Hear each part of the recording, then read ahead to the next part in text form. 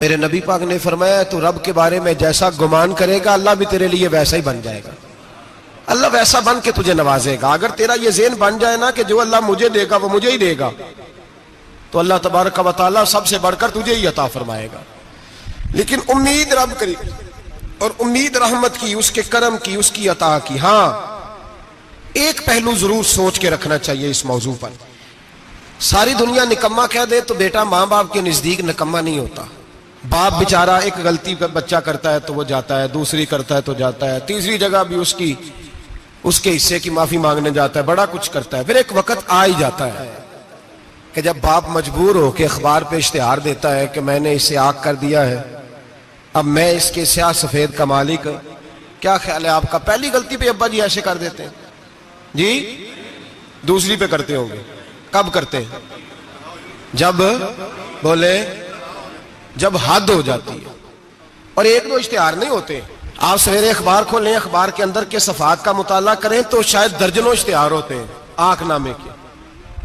بھئی کس باپ کا دل کرتا ہے کہ وہ بیٹا جس کے لیے اس کی امید ہے کہ کل میرے بڑھاپے کا سہارا بنے گا وہ لکھ کے دے دے کہ میرا رشتہ ہی کوئی نہیں بیٹے کے ساتھ؟ کس کا دل کرتا ہے؟ اور پھر یہاں تک نہیں ہوتا بلکہ آپ قانون جاننے والے لوگوں سے کبھی پوچھیں، وہ آنکھ نامہ لوگ عدالتوں میں جمع کراتے ہیں، کہتے ہیں جی میں نے تو اخبار میں نکال دیا میرا اس کے ساتھ کوئی تعلق ہے. اماں کہتی ہے میرا کوئی رشتہ نہیں. کیوں؟ کب ہوتا ہے ایسے؟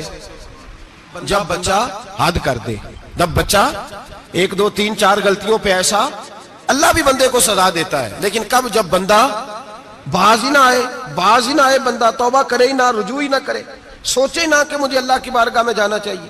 ہم لوگ اپنا ایک ذہن بنا کے زندگی گزارتے ہیں، ایک ذہن بنا کے، بلکہ لوگ گناہوں کے نام بدل بدل کے وقت گزارتے ہیں. ہم اپنے نفس کا بت بنا کے سارا وقت اسی کی پوجا پہ معاذ اللہ لگا دیتے ہیں. بس یہ ٹھیک ہے، یہ ٹھیک ہے اور یہ ٹھیک ہے، چوتھی بات صحیح کوئی نہیں. اسی کے اندر ہم الجھے رہتے ہیں میرے بھائی.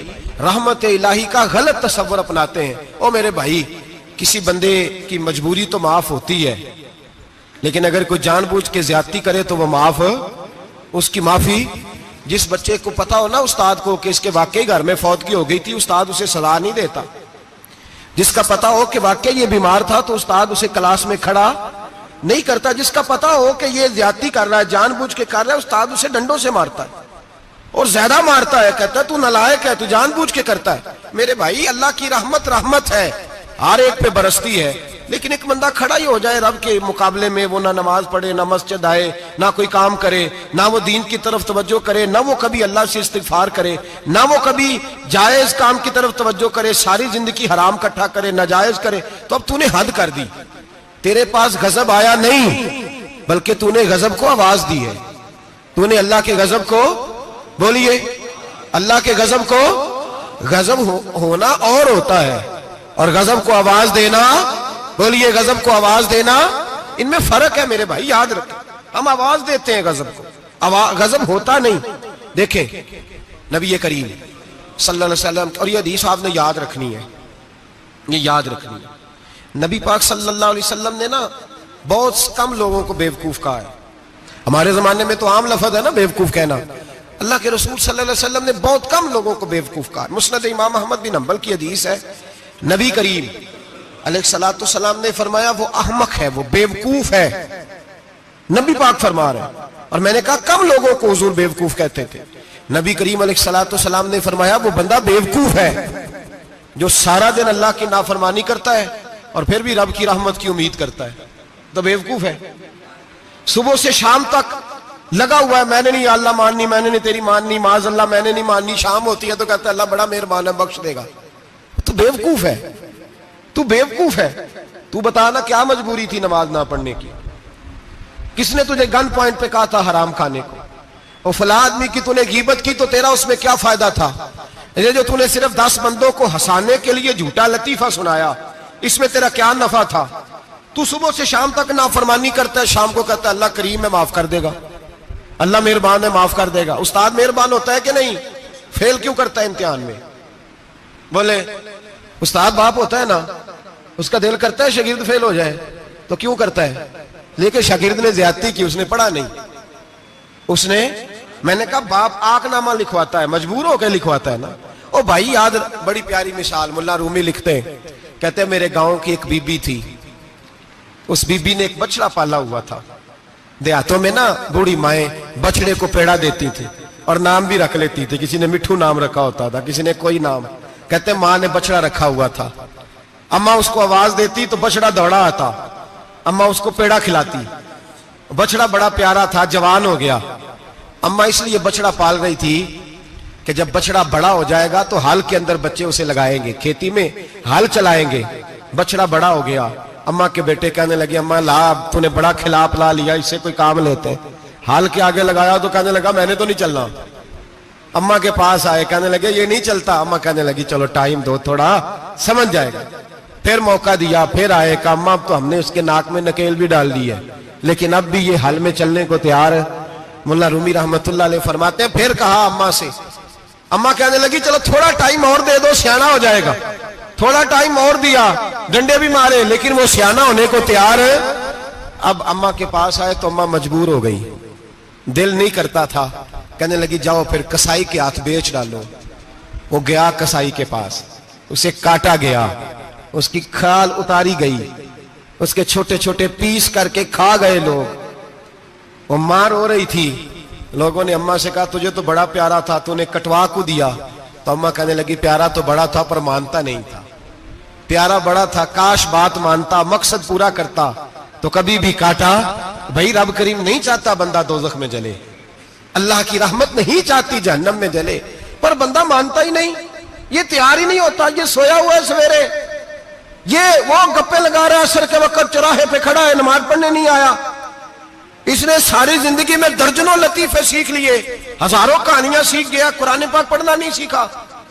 اس نے زندگی کی ہر چالاکی سیکھ لی ہے، نہیں سیکھی تو اپنے رسول کی حدیث نہیں سیکھی، نہیں سیکھا تو دین کی ضروری باتوں کو نہیں سیکھا۔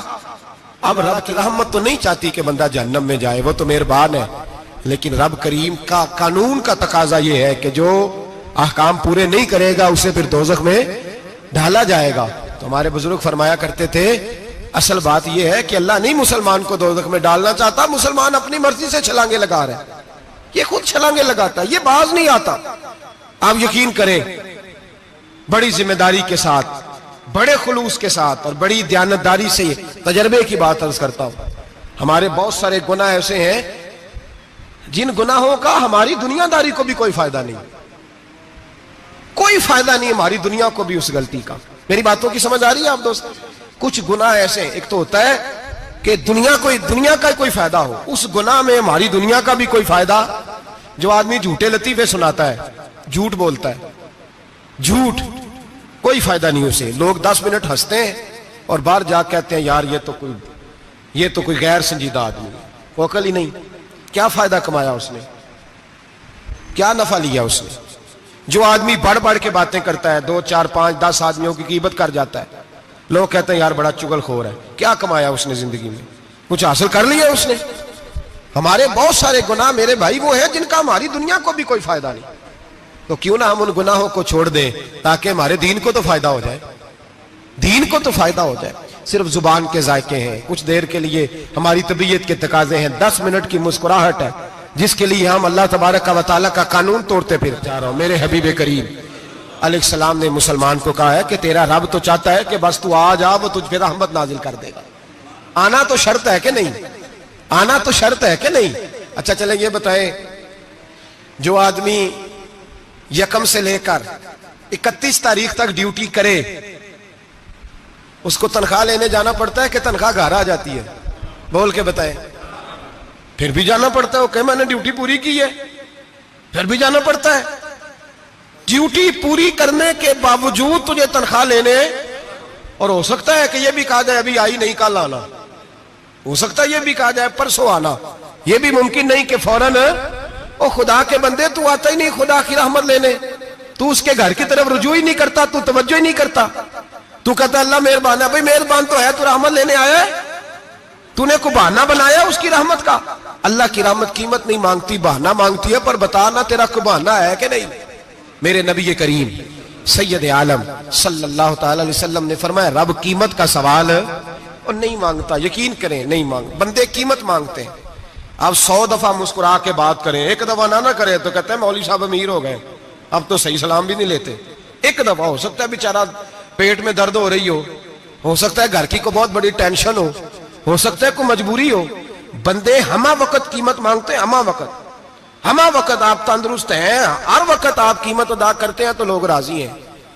لیکن رب کہتا تو کوئی قیمت نہ دے، کوئی بہانہ ہی بنا لے، تیرا رب تجھ سے راضی ہو جائے گا۔ سنیں بڑی پیاری حدیث، بڑی خوبصورت حدیث، کنز المال میں دیگر کتب احادیث میں ہے۔ حضرت ابو ہریرہ رضی اللہ تعالیٰ عنہ فرماتے ایک بابا جی نبی پاک کی بارگاہ میں آئے، اور جب وہ واپس جانے لگے تو میں نے عمر پوچھی تو عمر تھی 96 سال۔ کہتے ہیں بزرگ جب آئے نا تو یہ بھویں جو ہے نا ان کی سفید ہو کے تو یوں آنکھوں پہ آ گئی، بڑی چھڑی بابا جی نے پکڑی ہوئی اور دونوں ہاتھ پکڑ کے نا چھڑی کے اوپر جھکے ہوئے ہیں ایک جانب، قربان جاؤں۔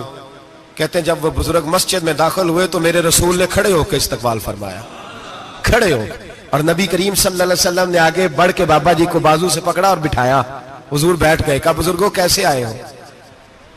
تو کہتے ہیں وہ بابا جی بات کرتے تو آنکھ کھول کے پہلے حضور کا چہرہ دیکھتے، پھر وہ بات کرتے تو ان کے لب و لہجے کے اندر بڑی پریشانی، بڑی تکلیف، بڑی مایوسی۔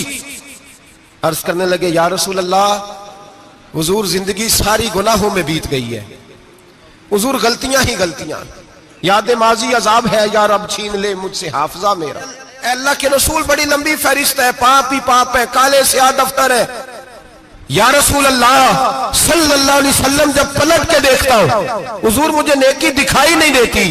حضور اس عمر میں آپ کا ایک صحابی ملا ہے، اس نے بات سمجھائی ہے تو تھوڑا خیال آیا ہے، لیکن یا رسول اللہ صلی اللہ علیہ وسلم اب میرا وجود بیکار ہو گیا ہے، حضور بوڑھا ہو گیا ہوں۔ 3 باتیں کہیں بزرگوں نے اور نرالی کہیں، کہنے لگے یا رسول اللہ صلی اللہ علیہ وسلم، حضور اب تو میری کمر بھی سیدھی نہیں ہوتی کہ میں نماز ہی صحیح ادا کر سکوں، بوڑھا ہو گیا ہوں۔ یا رسول اللہ صلی اللہ علیہ وسلم اب میرے اندر طاقت نہیں کہ میں محنت مزدوری کر کے صدقے اور خیرات دے سکوں۔ یا رسول اللہ صلی اللہ علیہ وسلم اب میں تلوار لے کے جہاد بھی نہیں کر سکتا، حضور نہ میں لمبی نمازیں پڑھ سکتا ہوں، آقا نہ میں صدقات و خیرات دے سکتا ہوں، محبوبہ نہ میں دین کے لیے کوئی جہاد کر سکتا ہوں، بیکار وجود ہے، بیکار وجود کو تو گھر والے برداشت نہیں کرتے، بچے دعا کرتے ہیں یا اللہ ابا جی کو پردہ دے دے، اماں کو پردہ دے دے، بیکار ہو گیا ہوں اور آج آیا ہوں تو مجھ بیکار کو میرا رب قبول کر لے گا؟ آج کلمہ پڑھوں تو بیکار ہوں، کسی کام کا نہیں، نہ نماز نہ صدقات نہ جہاد، قبول کر لے گا؟ حضرت ابو ہریرہ فرماتے ہیں جیسے برسات میں بارش کی جھڑی لگتی ہے، یوں مصطفیٰ کی آنکھوں سے جھڑی لگ گئی، حضور کھل کے روئے، کھل کے۔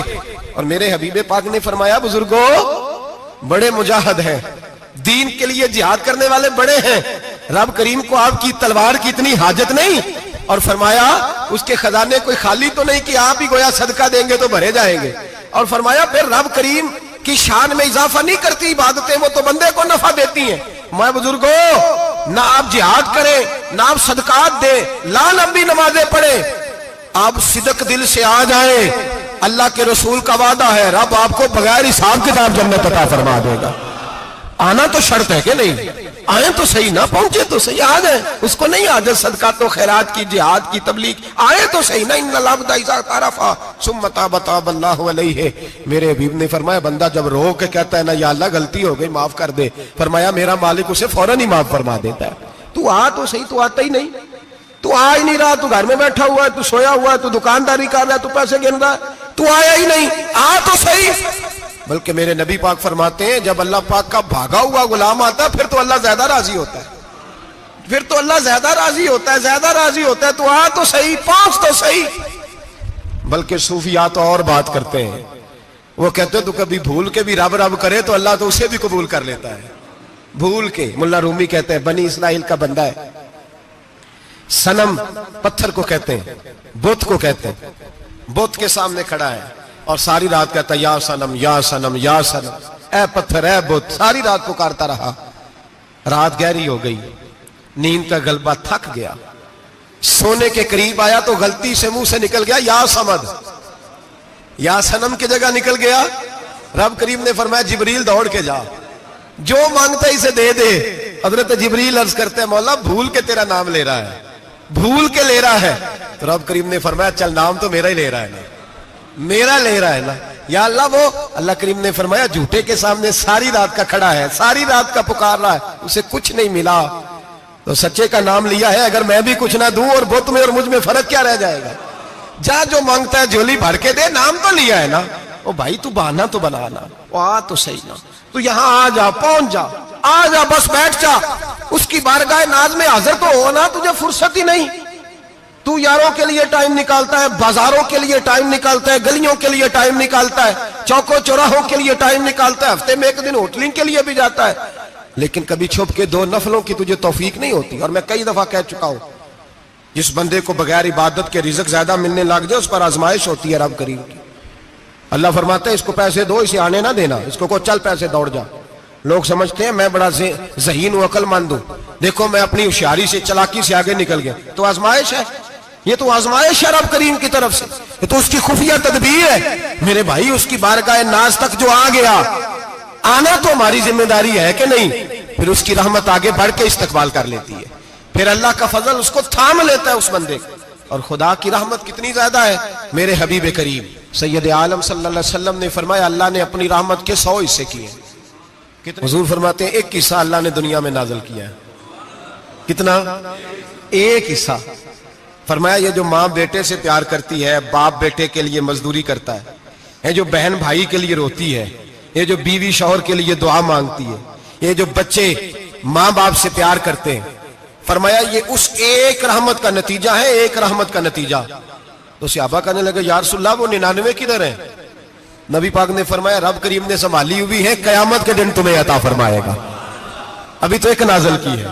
ابھی اللہ نے، ایک بزرگ تھے ہمیں تفسیر پڑھایا کرتے تھے، تفسیر کے استاد تھے.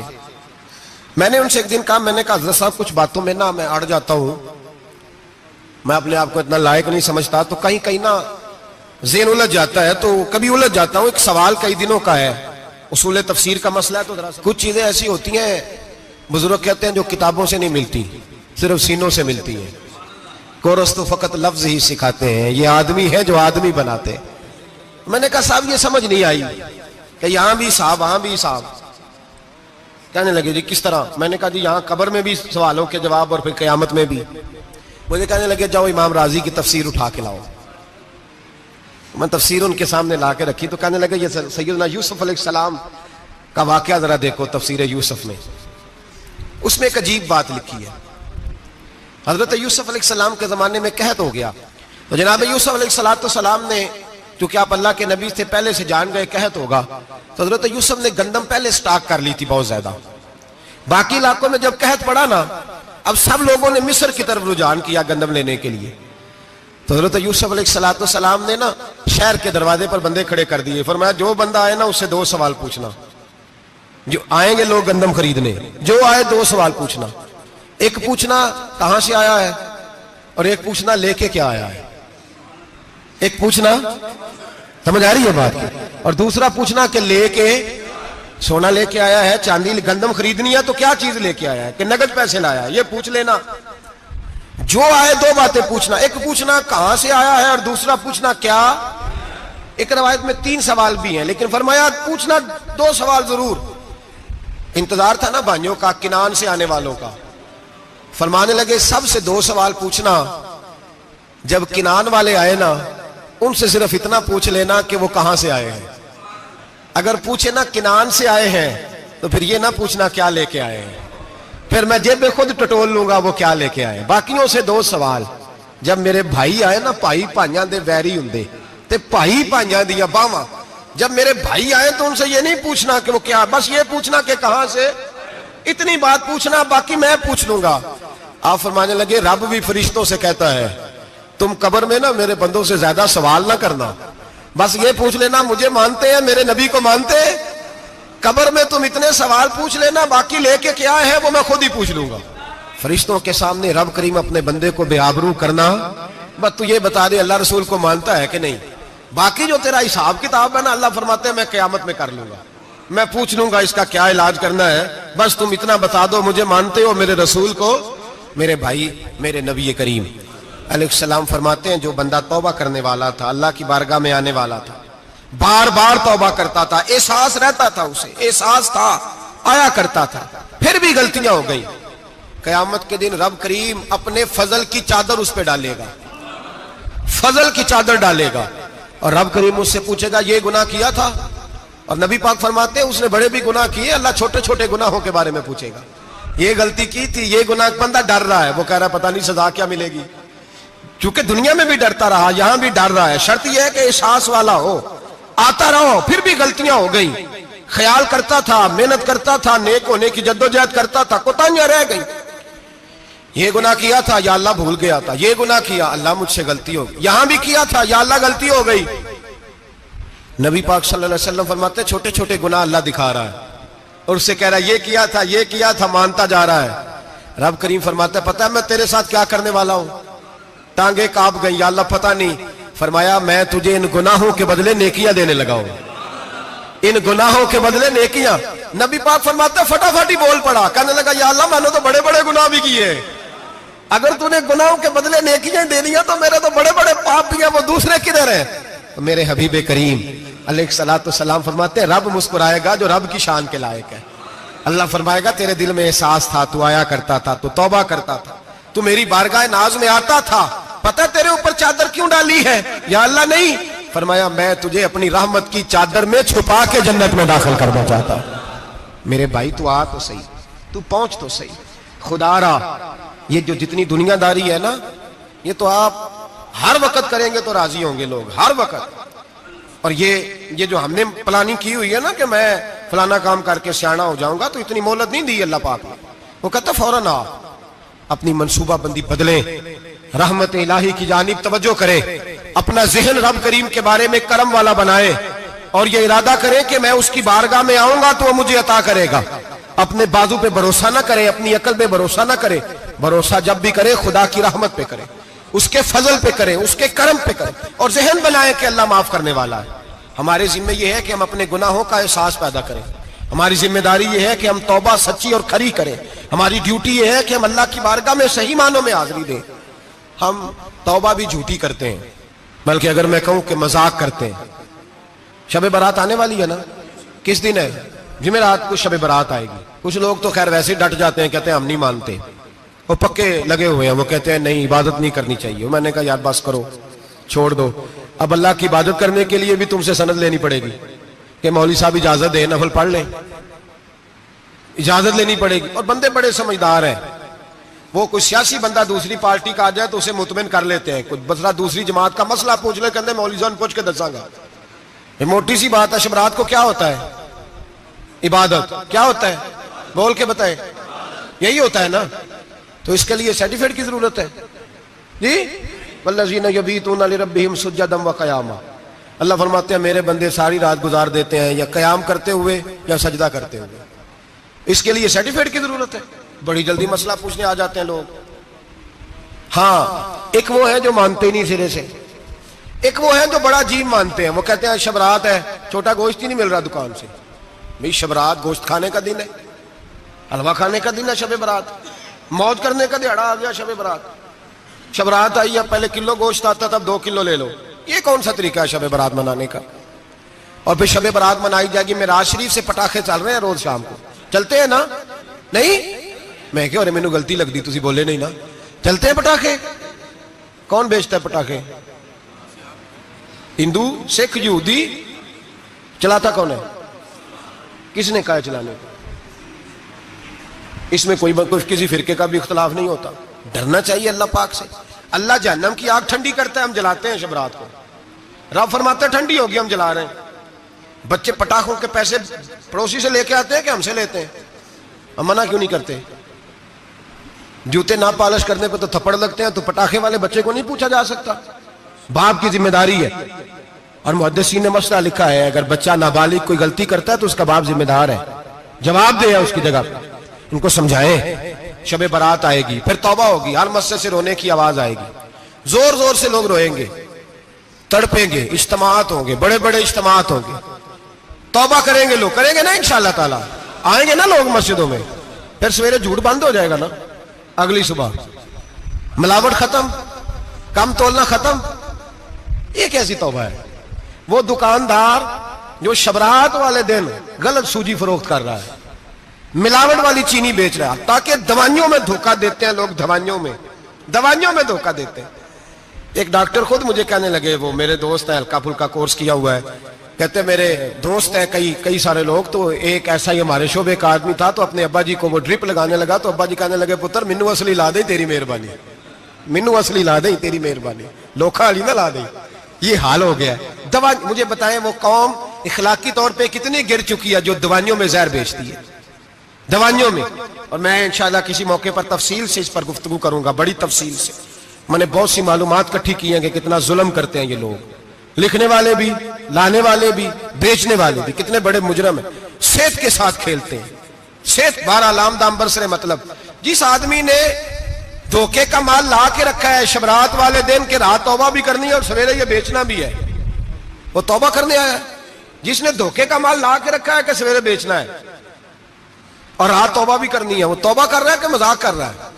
توبہ میری توبہ, استغفر اللہ, یا اللہ معاف کر دے, اونچی اونچی آواز میں رو رہا ہے, اور سویرے سارے چکر وہی ہیں. یہ کیسی توبہ ہے؟ توبہ کیا ہے؟ میرے نبی پاک علیہ السلام کے غلاموں نے توبہ کی تقسیم کی. حضرت حسن بصری سے کسی نے پوچھی توبہ کیا ہے, تو آپ نے فرمایا توبہ یہ ہے کہ جب تو توبہ کر لے تو پھر اس جگہ نظر نہ آنا جہاں کھڑے ہونے سے رب رسول ناراض ہوتے, اور فرمایا توبہ یہ ہے کہ جب تو نے توبہ کر لی پھر وہاں سے غیر حاضر نہ ہونا جہاں حاضری کا تجھے اللہ رسول حکم دیتے ہیں. یہ تیری توبہ ہے. اور اگر تو ایسا نہیں کرتا پھر تو نے توبہ نہیں کی, پھر تو نے مذاق کیا.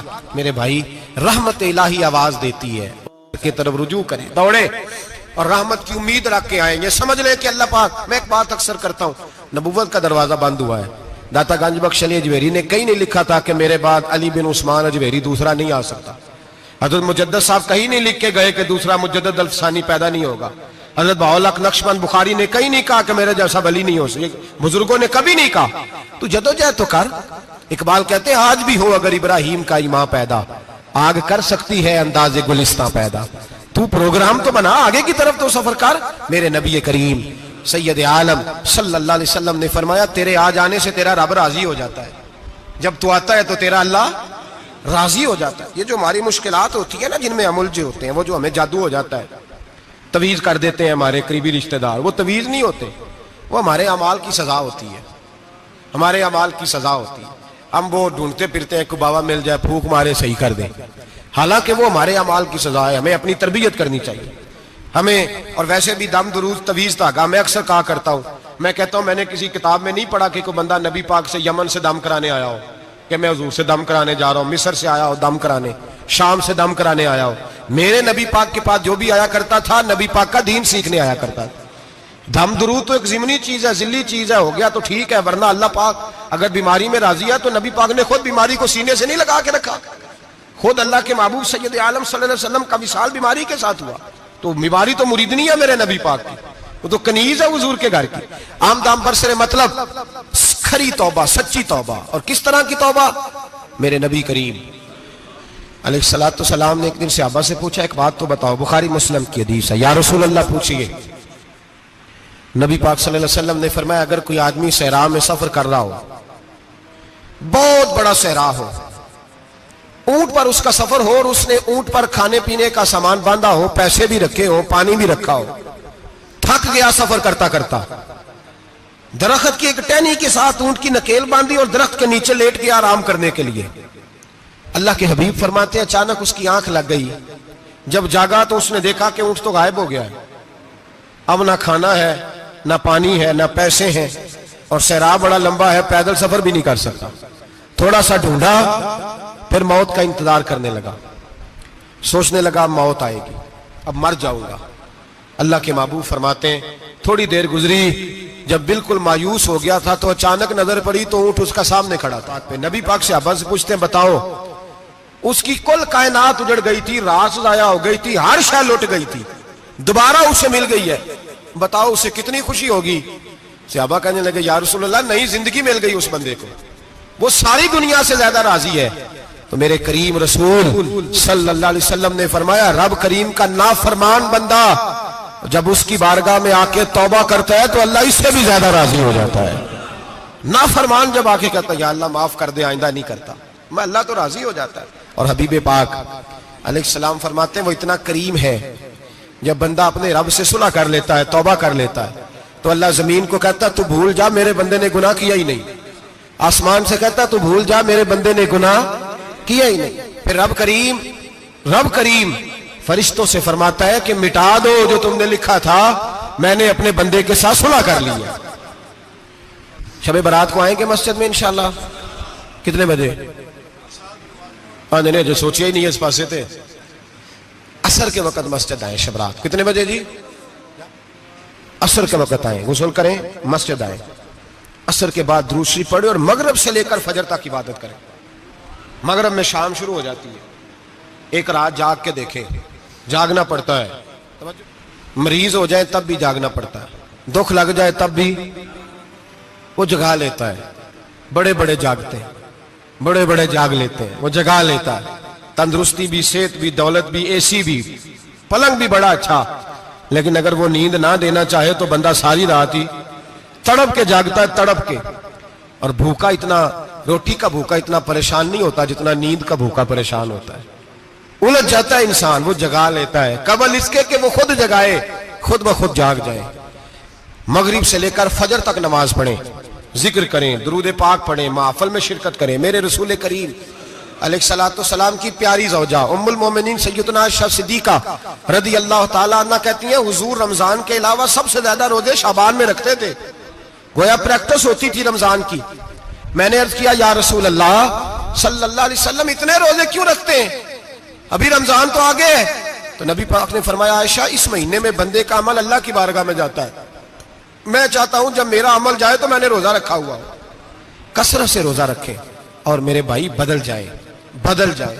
میرے نبی پاک نے فرمایا غنیمت جان, اگر صحت ہے تو بیماری آنے سے پہلے غنیمت جان جا, یہ چلی جائے گی. بیمار آدمی سے کچھ بھی نہیں ہوتا, غنیمت جان لے, لمحوں کو کچھ کر لے. اور اگر تیرے پاس فرصت ہے تو غنیمت جان لے مصروف ہونے سے پہلے. میرے حبیب کریم سید عالم علیہ السلام کے غلام فرماتے ہیں کہ نبی پاک صلی اللہ علیہ وسلم نے ہمیں مثال دے کے سمجھایا. مدینے میں جو قبیلہ سب سے زیادہ بکریاں پالتا تھا وہ بنو کلب کا قبیلہ تھا, اور فرماتے اتنی بکریاں تھیں کہ ان کی بکریاں ہم نے کبھی نہیں گنی تھی. نبی پاک علیہ السلام نے فرمایا جب شعبان کی 15ویں رات آتی ہے, یہ ترمذی کا لفظ ہے, فرمایا جب شعبان کی 15ویں رات آتی ہے تو بنو کلب کے قبیلے کی بکریوں کے بالوں کی تعداد کے مطابق اللہ میری امت کے افراد کی بخشش فرما دیتا ہے. اور صحابہ کہتے ہیں ہمیں لگتا یوں ہے کہ چونکہ ہم نے جو چیز سب سے زیادہ دیکھی تھی وہ بنو کلب کی بکریاں تھیں, اس لیے نبی پاک نے ہمیں سمجھانے کے لیے ان کی بات کی, ورنہ اگر ہم نے اس سے زیادہ کچھ شے دیکھی ہوتی تو نبی پاک اس کا نام بیان فرماتے.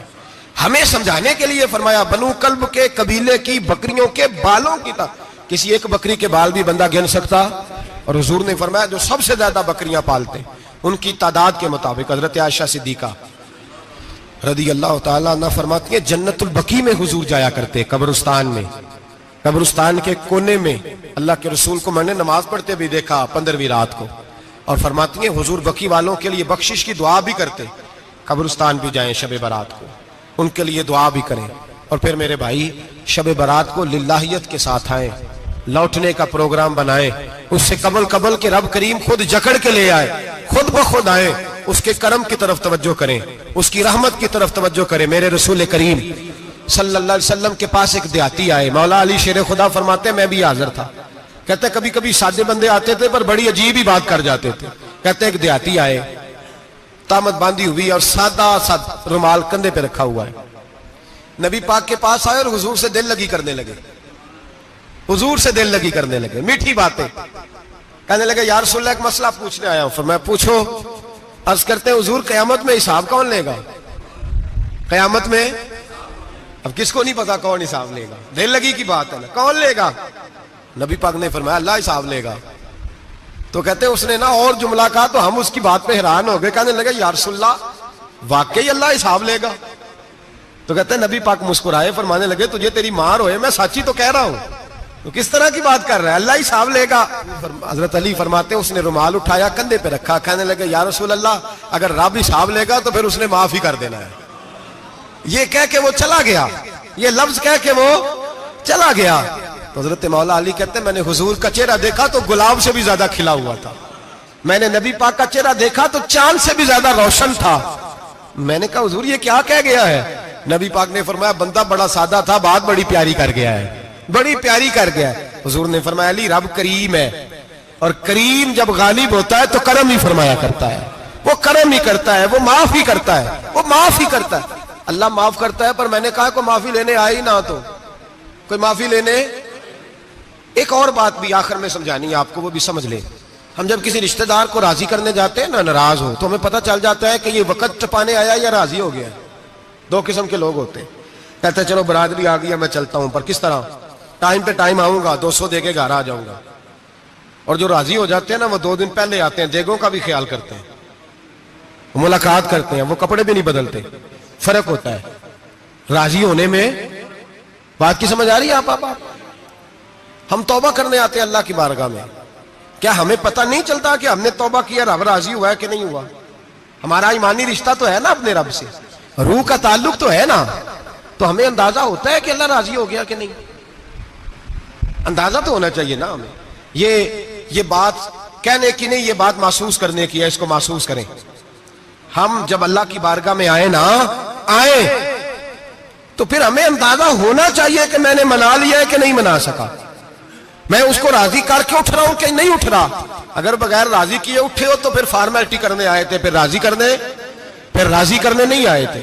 حضرت فضیل ابن عیاض رحمۃ اللہ تعالی علیہ فرماتے ہیں کہ دن میں نے سر سجدے میں رکھا اور میں نے کہا خدا بندہ آج مجھے پتا چلے گا کہ تم مجھ سے راضی ہے کہ ناراض ہے, تو پھر ہی میں اٹھوں گا. آپ فرماتے ہیں مجھے چاروں کونوں سے آواز آنے لگی کہ تیرا رب راضی ہو گیا ہے. اور فرماتے ہیں جس جگہ میں سجدہ کر رہا تھا وہ زمین بھی بولنے لگی کہ بس کر دے, عرش کا مالک تجھ سے راضی ہو گیا ہے. لیکن شرط یہ ہے, حضرت حبیب اجمی رحمت اللہ علیہ فرماتے ہیں میں سود کا کاروبار کرتا تھا توبہ کرنے سے پہلے. کئی دفعہ میں نے توبہ کی تھی, لیکن میری اس توبہ کے اندر صداقت نہیں ہوتی تھی. میرا دل بھی گواہی دیتا تھا کہ یہ نا بہت سارے بندے کہتے ہیں آئندہ نہیں کرتا, وقت ٹپاتے ہیں. جس طرح بندوں کو دھوکہ دیتے ہیں اس طرح معاذ اللہ توبہ بھی اسی طرح کی کرتے ہیں, لیکن بعد میں دوبارہ اسی ڈگر پہ چل نکلتے ہیں جس پہ پہلے ہوتے ہیں. آپ فرماتے ہیں میں کئی دفعہ توبہ کرتا تھا تو توڑ دیتا تھا. آج میں نے توبہ کی. کس طرح کی؟ سود کا میں دھندا کرتا تھا تو میں سود کے پیسے لایا, گوشت پکنے کو دیا بیوی کو, سود کے پیسوں کا. میری بیوی نے ہنڈیا چڑھائی, تھوڑی دیر گزری تو وہ سارا گوشت خون بن گیا. میری بیوی اٹھا کے لائی, کہنے لگی لے جائیے جو تو غریبوں کا خون نچوڑ کے لایا تھا نا, یہ خون بن گیا, خود بھی پی اور اولاد کو بھی پلاؤ. کہتے ہیں میں نے سچی توبہ کا فیصلہ کیا. آج پہلے میں سچی توبہ کا ارادہ نہیں کرتا, آج سچی توبہ کا فیصلہ کیا اور میں نکلا. حضرت حسن بصری کے پاس گیا, ان کی بیعت ہوا, توبہ کی, انہوں نے مجھے اعمال بتائے, کھری توبہ کی. کہتے ہیں جب توبہ کے لیے گھر سے نکلا تو چھوٹے چھوٹے بچے کھیل رہے تھے. ایک بچہ کہنے لگا پیچھے ہٹ جاؤ, بہت بڑا سودیا ہے, اس کا سایہ بھی پڑ گیا تو ہمارے اندر نحوست آ جائے گی, پیچھے ہٹ جاؤ, سود کا دھندا کرتا ہے. کہتے ہیں مجھے اور چوٹ لگی کہ یا اللہ تیری چھوٹی چھوٹی مخلوق بھی یہ سمجھتی ہے. کہتے ہیں میں توبہ کرنے گیا تو کھری توبہ کر کے آیا. حضرت حسن بصری کے پاس رو کے توبہ کی. میں وہاں سے واپس آیا تو بچے ابھی کھیل رہے تھے. کہتے ہیں وہ بچہ جو پہلے بولا تھا کہ پیچھے ہٹ جاؤ بڑا سود والا ہے, نحوست پڑ جائے گی, وہ بچہ پھر آواز دے کے کہنے لگا دوستو پیچھے ہٹ جاؤ, رب کریم کا ولی آ رہا ہے, اللہ کا بندہ آ رہا ہے. کہیں ایسا نہ ہو ہمارے پیروں سے گرد اڑے اور اس ولی کے اوپر پڑے اور اس کی توہین ہو جائے, اللہ ہم سے ناراض نہ ہو جائے ولی کی توہین کر کے, پیچھے ہٹ جاؤ. آپ فرماتے ہیں میں نے تڑپ کے آسمان کی طرف دیکھا اور میں نے کہا یا اللہ مجھے سمجھ آ گئی ہے کہ کھری توبہ کیا ہوتی ہے, سچی توبہ, اصل توبہ کیا ہوتی ہے. جھوٹ موٹ کی توبہ نہ کریں. شب برات کو آئیں, اور بڑا دیانتداری کا مشورہ دیتا ہوں, دل کو سنبھال کے آئیں. اگر جھوٹ نہیں چھوڑنا, فریب نہیں چھوڑنا, ہم نے مسجد کی حاضری کی پابندی نہیں کرنی, تو پھر توبہ کے لفظ پکارنا دھوکہ ہے, پھر یہ دھوکہ ہے, پھر یہ مذاق ہے, پھر مذاق نہ کریں. آنا ہے تو کھری توبہ کے ارادے سے آئیں, کھل کے آئیں. انشاءاللہ ہر سال ہم بھی ساری رات یہاں بیٹھتے ہیں, آپ سے بھی گزارش کریں گے کہ چھٹی نہ کریں, وقت پہ آئیں, مغرب میں آئیں, نوافل ادا کریں, عشاء کے بعد نوافل پڑھیں. محفل کرنے کا مقصد یہ ہوتا ہے کہ تلاوت سے دل نرم ہوتا ہے, نعت سے دل نرم ہوتا ہے، تقریر سے انسان کی سوچ بدلتی ہے، توبہ کی طرف جاتی ہے۔ یہ سارے کام کر کے جب بندہ استغفار کرتا ہے، توبہ کرتا ہے، تو اس کے لیے آسان ہو جاتا ہے، ذہن بن جاتا ہے۔ اس لیے واعظ بھی ہوگا، ذکر بھی ہوگا، دعا بھی ہوگی۔ وقت کو ضائع نہ کریں، رمضان قریب آنے والا ہے۔ بزرگ کہتے ہیں اگر شب برات پہ سچی توبہ کر لو گے تو پھر رمضان میں جو نیکیاں کرو گے وہ تمہارے پاس سٹاک بن جائے گا، وہ تمہارے پاس خزانہ اکٹھا ہو جائے گا۔ توبہ ابھی سے کر لو، معاملات ابھی سے سمیٹ لو، تاکہ جب رمضان آئے تو پھر نیکیاں خزانہ بن کے جمع ہو۔